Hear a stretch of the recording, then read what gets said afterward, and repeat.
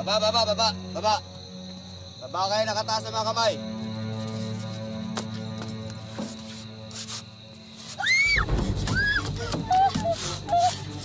Teka, kuya, pabayin niyo muna ako. Wala naman akong kinalaman dito eh. Huwag ka naman dami ibang tao. Ha?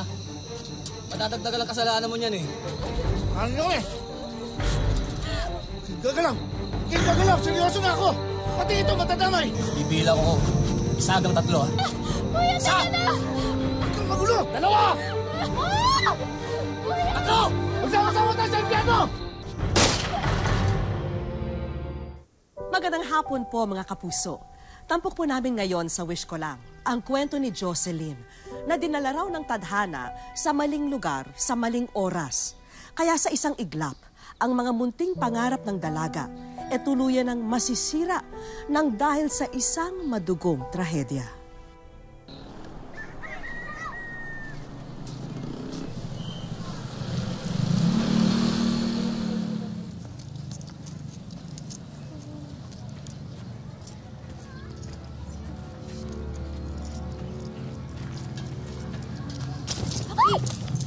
Ay ko naman tong si kuya. Loka. Ayun, pinsan, kunin mo yun, oh. Kunin mo. Naku, hindi kayo pwedeng mawala. Kita ko kayo sa paglalaba ko, sa paglilinis ko ng kwarto, sa pagluluto. Oo, ito na yung pisang pinahabol mo sa akin. Muntik pa ako na sagasaan, no?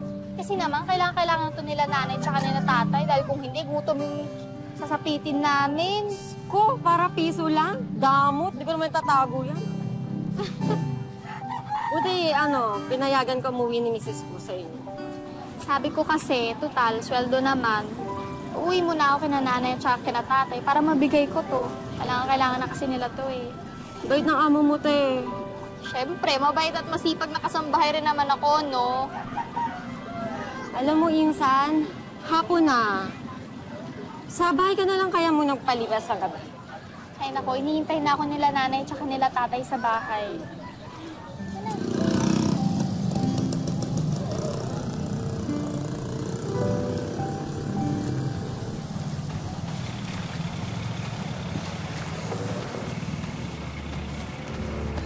Dali lang. Nagmamadali ka yata eh. Saan ka ba pupunta? Ha? Sinusundan niyo ba ako? Brad, pwede ba ayoko ng gulo? Sira pala ulo nito eh. Sino ba nanggugulo sa atin? Di ba ikaw? Huwag mo ibig usapan. Siya nga pala yung pera ni boss. Kailangan na. Sandali, babayaran ko yun.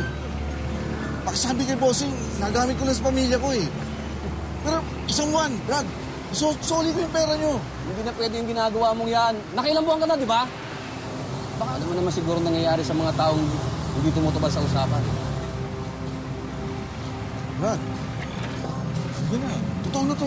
Totoo na to. Isang buwan lang, Brad. Ayos ka!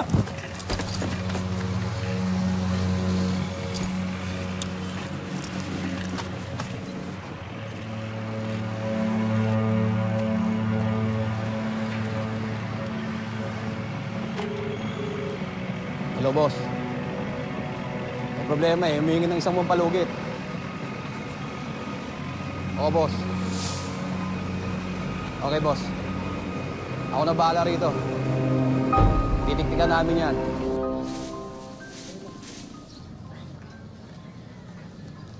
Sige na, sa amin ka na lang matulog. Bukas, hatid pa kita. Ay nako, kung pwede lang talaga. Eh kaso hinihintay na kasi ako sa bahay namin eh. Oh, saan ka pupunta? Dito pila ng habal-habal. Sino naman may sabi sa'yo na maghahabal-habal ako? Hello, madiskarte kaya ako. Ayun o, dun ako, sasakay. Dump truck? Sigurado ka? Sosyal, diba? At least libre pa ako. Di talaga maganda vibes ko eh. Bukas ka na umuwi. Ano ka bang arte mo ah?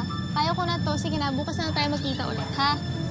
Kaya ko na to. Sige na, bye-bye. Bye-bye.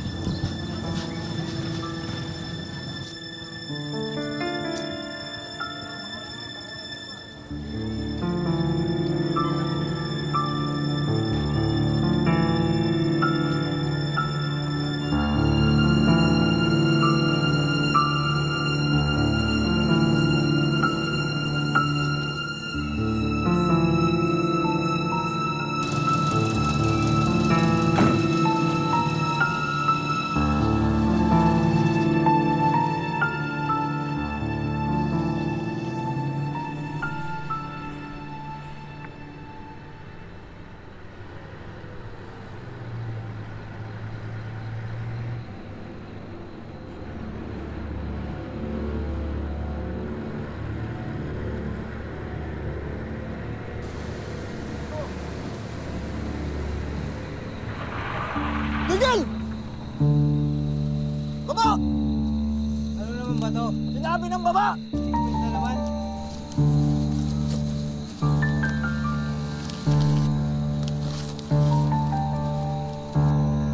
Walang kikilos na masama. Sigurado ka ba nandyan? Sigurado nga ako, nandiyan yan. Pababayin mo na. Bumaba kayo isa-isa lang. Ikaw mauna. Baba! Taas mga kamay. Ikaw! Baba! Ikaw, baba na.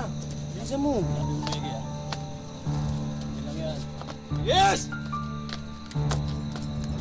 Ah!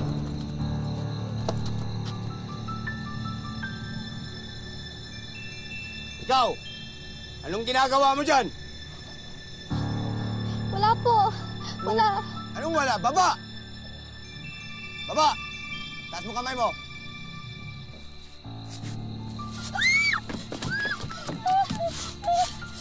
Ay, si Daga, oh. Pare, diyan ka na pala nagkatago. Kung sinabi ko sa inyo, ayaw ko ng gulo. Tulong! Tulungan niyo ako! Tulong! Magulo! Di ba sinabi namin sa inyo kanina na malilintikan ka sa amin? Pasensyahan tayo. Teka, kuya, pababayin niyo muna ako. Wala naman po akong kinalaman dito eh. Hindi madama itong batang ito. Pababay niyo ako! Bayan niyo kamarad! Alis yan! Alis! Ano nangyayari? Ito si Gido. Nagmamatigas. Kuya, pababayin mo na. Mga bata kayo. Tataan ka rin! Ano Brad? Tumubi na kayo! Tumubi na kayo! Ano ba, pare? Relax lang. Isa yun! Magulo! Sige na po, parang awan niyo na. Pare, huwag ka namang dami ng ibang tao. Sige na, Matatagdagan ang kasalanan mo eh. Lalo kang mapupunta sa impyerno. sige na po. Tandaan mo yan. Ako na lang po kasi yung inaasahan ng pamilya ko eh. Kung gusto mo ito, bibigyan ko kayo ng pera. Tumas mo! Kumay mo! Kumalikot! Hoy, ano? Hindi ka nakakaw sa bata? Neng, buhay pa ba yung mga magulang mo? Opo, inaantay nila ako sa amin. Sige na po, parang awan niyo na po. Pakawalan niyo na po ako. Wala po akong kinalaman dito. Narinig mo! Sige na po. Pare, bilisan mo na. Para makalis na tayo. Tukan mo na! Teka lang po, pakawalan niyo muna ako. Palagay niyo ba kailang may pamilyang uuwian? Ako rin! Dapat nag-isip ka muna! Bago mo kami inolse. Bibila ko 1 hanggang 3, ah. Kuya, wag po. Teka lang, pababayin niyo muna ako. Kung ayaw niyo madama ito, pakawalan niyo ako! Ah! Kuya, teka lang. Wag. Kuya, please. Pakawalan mo na ako. Huwag kang magulo! Hindi niya kaya gawin yan! 2! Kuya, teka lang. Kuya. Na! Kuya. Gusto mo? Kuya. Ano? Sama-sama tayo sa impyerno!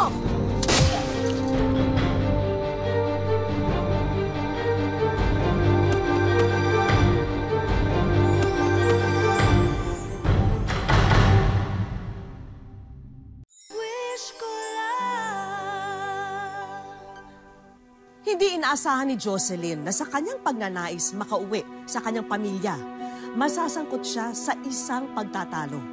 Wala siyang kinalaman sa alitan, pero ginawa siyang pain sa isang mapanganib na gulo. Brad! Wala akong sandata, Brad! Wala akong sandata, Brad! Nakiusap ako, Brad! May pamilya kasi ako, Brad, eh! Magkakasama naman tayo dati, kilala niyo ako!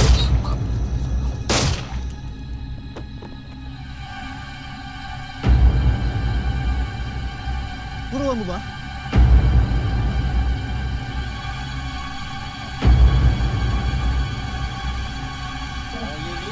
Opo. Tingnan mo nga kung buhay pa yan. Kung buhay pa daw, dali, tulungan niyo yun, oh, bilis!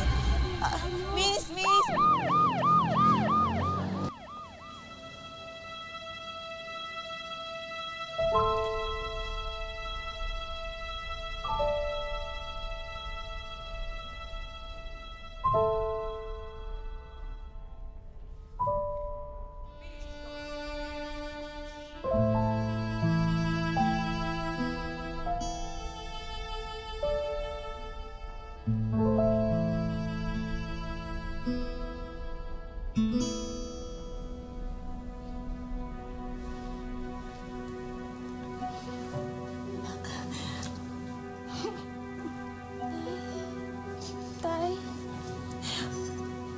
Anak, salamat naman sa Diyos at nagising ka na rin. Nay, tay, akala ko po mamamatay na ako. Ligtas ka na, anak. Anak, Nana, nandito na kami. Dahan-dahan lang, anak, ha? Dahan-dahan.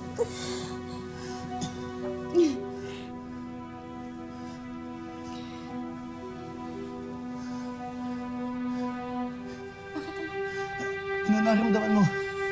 Nay, bakit po hindi ko po maramdaman yung mga paa ko? Dali, tawagin mo yung doktor. Bakit hindi ko po magalaw yung mga paa ko? Sige, anak. Nay, wala po akong maramdaman. Hindi ka magalaw, anak. Ano nangyayari sa akin, Nay? Hindi ko po siya magalaw, Nay. Ano po nangyayari sa akin? Nay!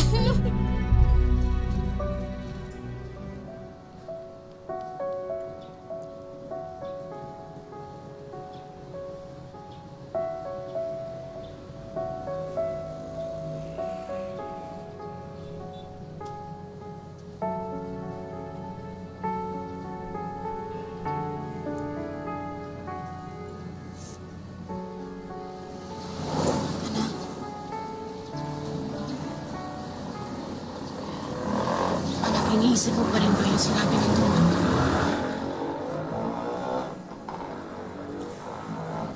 Nay, sabi ng doktor, hindi na daw ako makakalakad. Hindi ko na nga raw daw mararamdaman kung magdudumi ako o iihi ako eh. Paano na ako? Habang buhay na lang ba akong alagain? Anak,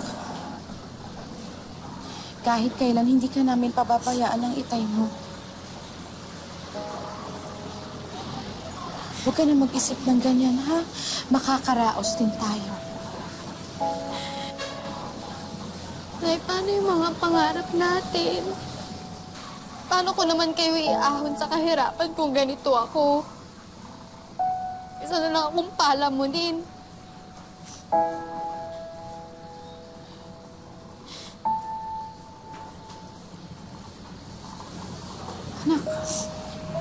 Anak, huwag kang mag-isip ng ganyan. Nandyan pa naman ang itay mo. Andito pa naman ako. Magtutulong-tulong kami para makaraos tayo. Nay, ang hindi ko lang naman tanggap ay wala naman akong kasalanang ginawa eh. Wala naman akong kinalaman sa away nila. Bakit nangyari sa akin to? Bakit nila ako dinamay?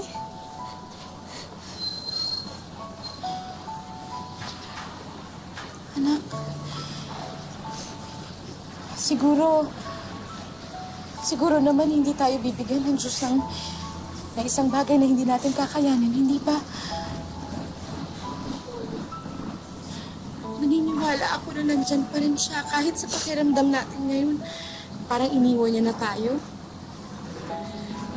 Pero anak, kami na itay mo, hindi ka namin iiwan. Nandito kami para sa'yo. Malalagpasan din natin ito.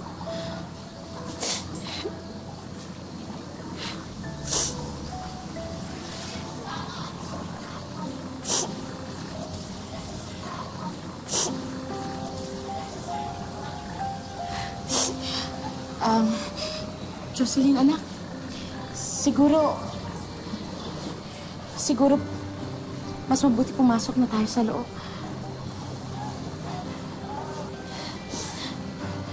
Nay, nakakahiya naman ako.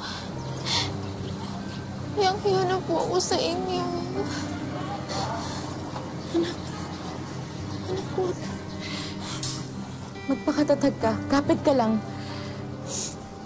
Malalampasan natin ito.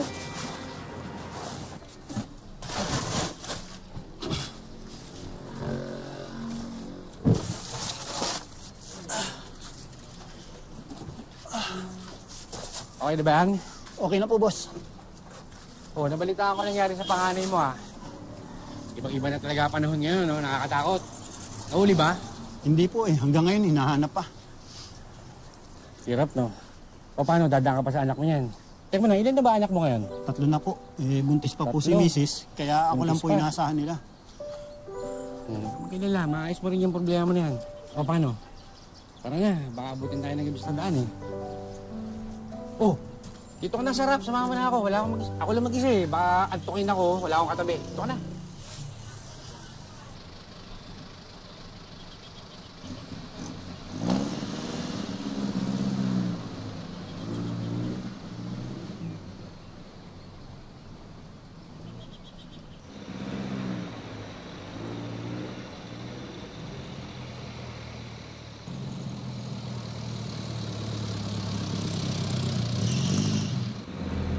Boss, Oh, mukhang napapalmis ang takbo natin ganun ba? Oh, pasensya ka na. Antok na antok ako talaga eh. Ito ko eh. Gusto mo ako ng...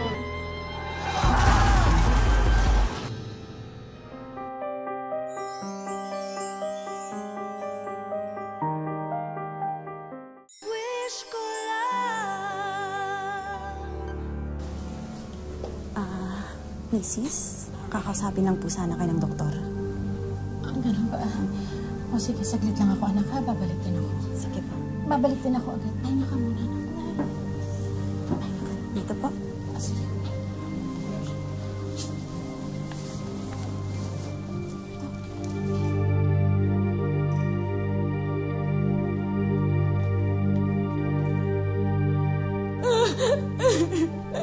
Diyos ko! Bakit ganun si nanay? Miss, ano po nangyayari? Nay, bakit po kayo nagkakaganyan, Nay? Ano nangyayari sa nanay? Nay, ano nangyayari sa inyo, Nay? Paano ka pa, Ma'am? Ma'am!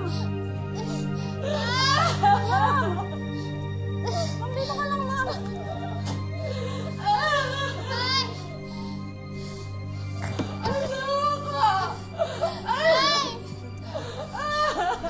Nay, ano po nangyayari sa inyo, Nay? Nay! Nay! Nay, Nay, ano po nangyayari sa inyo? Sabihin niyo naman po sa akin, Nay. Nay, ano po nangyayari sa inyo? Anak, Ha? ang tatay mo. Bakit? Wala na siya, patay na siya.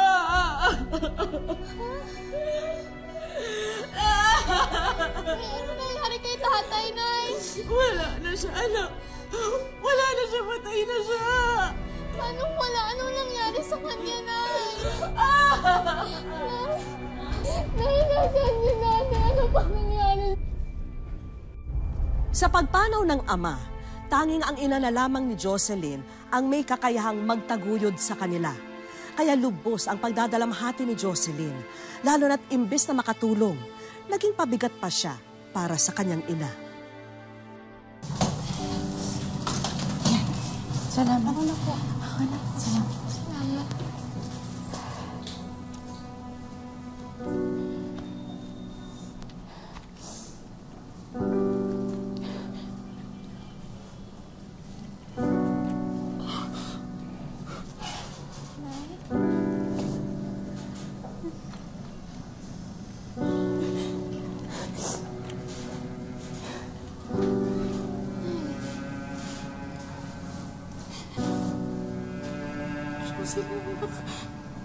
Parang hindi ko na yata kaya. Hindi ko na alam kung anong gagawin ko. Nay, huwag na po kayo umiyak. Diba, sabi niyo sa akin,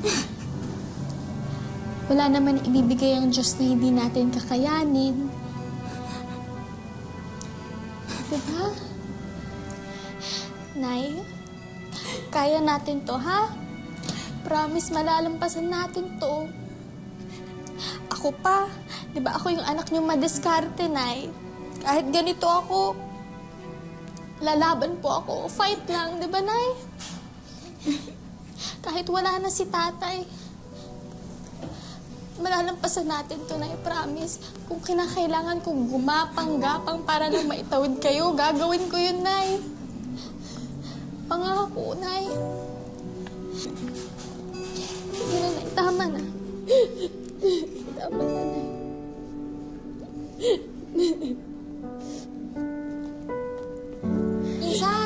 Insan, tingnan mo, oh. Pinost ko sa internet yung nangyari sa'yo. At ayan, ang daming tumulong, oh. Tingin. Diba? Tinatanong kung saan daw tayo nakatira. Nay, tingnan niyo, oh. Ano to ba? Ano ba to? Diba? Nay, may gusto pong tumulong sa akin. Malaking bagay na po yan. Talaga? Nay, ayan, oh. Yan ang sanula. Tutulungan nila tayo na. Sabi ko sa'yo eh, masasagot yung mga prayers natin.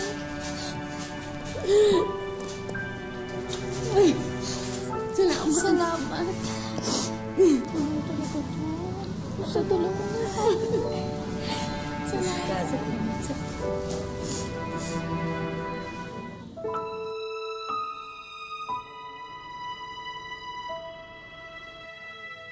Bumilang na ang 3 taon nang maganap ang trahedya sa buhay ni Jocelyn. Nasundan pa ito ng pagpanaw ng ama. At mula noon, nalihis na siya sa pinapangarap na landas. Noong nag-aral pa ako, pangarap ko na mag-abroad para makatulong sa mama ko at papa ko. Baldado na ang kalahating katawan ni Jocelyn. Sa katunayan, nagkakaroon na nga ang dalagita ng mga bed sore o sugat sa likuran dahil kung hindi raw siya laging nakaupo, nakahiga lamang siya sa papag. Sabi ng doktor, di na daw ako makalakad. Dahil natamaan daw yung spinal cord ko. Mahirap talaga. Dahil hindi na ako makalakad, hindi na ako makatulong sa kanila. Bagamat mismong sa mga doktor na narinig ni Jocelyn ang kanyang tunay na kalagayan, naniniwala pa rin siya na may kinabukasang maghihintay para sa kanya. Nagdadasal lang. Nagpasalamat lang ako sa kanya kasi binuhay pa niya ako. Sana pagalingin niya ako. Gayunpaman, magbabakasakali pa rin siyang kumatok sa puso ng mga taong maaring makatulong sa kanya. Lumalapit po ako sa inyong puso. Sana po matulungan niyo po ako na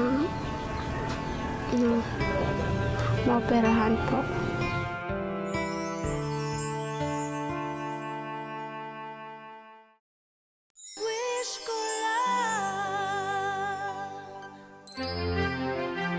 Magiging natatangi ang araw na ito dahil sa dalang sorpresa ng isang mensahera. Isang DVD ang iniabot kay Jocelyn. Koleksyon ng mga larawan ni Jocelyn at ng kanyang pamilya ang kanilang napapanood. Pawiin na ang lungkot sa iyong mukha, Jocelyn, dahil ikaw ay nasa Wish Ko Lang. Kaya hudyat na ito para ihandog na ang mga sorpresa. Bago ang lahat, pinasilip namin sa isang doktor ang mga sugat ni Jocelyn. Dahil sa madalas na pagkakahiga, apektado na pala ang daloy ng dugo sa likod ni Jocelyn kaya ito nagsusugat. Kaya itinuro sa kanila kung ano ang dapat gawin para hindi na lumala ito. Yung ginawa natin or instructions natin na binigay kanina is simple wound dressing lang, no? Lagyan natin ng ointment. So as often as 2 to 3 times a day. Nariyan din ang representative ng munisipyo para sa agarang pagbibigay ng trabaho kay nanay bilang municipal park attendant. Daghang salamat sa iyong tabang sa mga sir. Makatulong sa mga anak ko. Hindi niyo na rin po problemahin ang supply ng pagkain at munting negosyo para kay Jocelyn. Pati ang panimulang pondo para sa iyong pagpapagamot, nasa loob na rin ng sarili mong ATM card. Maraming salamat po, Miss Vicky. Lalo po kayo ng langit sa akin. Ang minsang tahimik at malungkot na tahanan nila Jocelyn, napuno ng tuwa at saya ng mga oras na yun. At ang tagpong yun, iniaalay ni Jocelyn sa yumaong ama. Papa, hanggang nabubuhay ako, patuloy pa rin mamahalin ko kapatid ko at mama ko. Umiikot man ang buhay ngayon ni Jocelyn sa kanyang wheelchair, hindi raw titigil sa pag-usad ang dalaga. Dahil ang biniyayang pangalawang buhay sa kanya, iniaalay niya sa kanyang mahal na pamilya.